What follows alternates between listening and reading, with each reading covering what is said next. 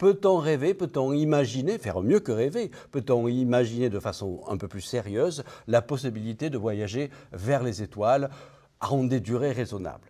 Il se trouve que la théorie de la relativité générale d'Einstein propose une possibilité théorique qui semble extrêmement proche de la science-fiction, mais qui pourtant a une véritable réalité, au moins en tout cas une réalité mathématique. C'est ce qu'on appelle la solution du trou de verre.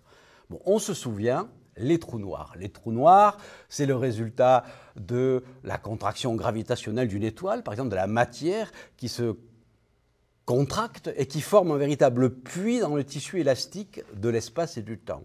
Qu'est-ce qu'il y a au fond du puits? Dans la solution la plus simple, le fond du puits est bouché.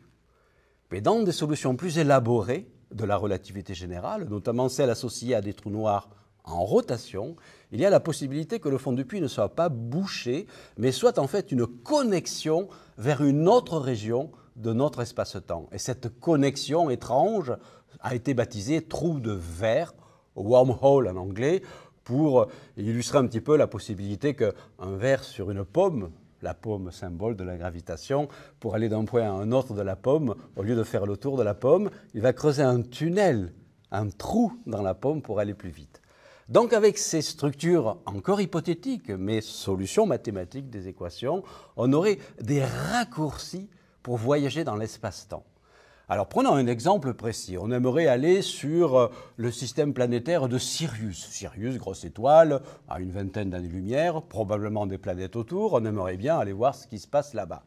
Si on s'en tient aux moyens de transport traditionnels, il faudra des siècles pour y aller. Voilà, un peu désespérant.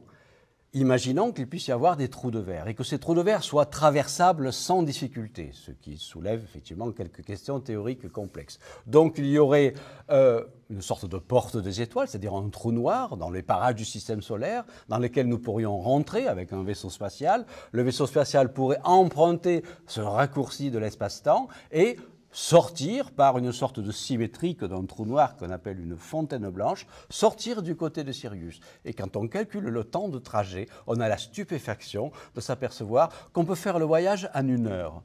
C'est-à-dire on a parcouru les 20 années-lumière en 1 heure, on n'est pas allé plus vite que la lumière, on a simplement emprunté un raccourci.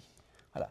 Alors, cette possibilité a fasciné évidemment les écrivains et les auteurs de science-fiction, mais a fasciné encore davantage les physiciens qui se disent mais peut-être finalement que la nature réalise ces structures extraordinaires qui nous permettraient de voyager d'un bout à l'autre dans l'univers et non seulement de se rendre peut-être un jour vers les étoiles de notre galaxie, mais même carrément sortir de notre galaxie et explorer l'univers tout entier.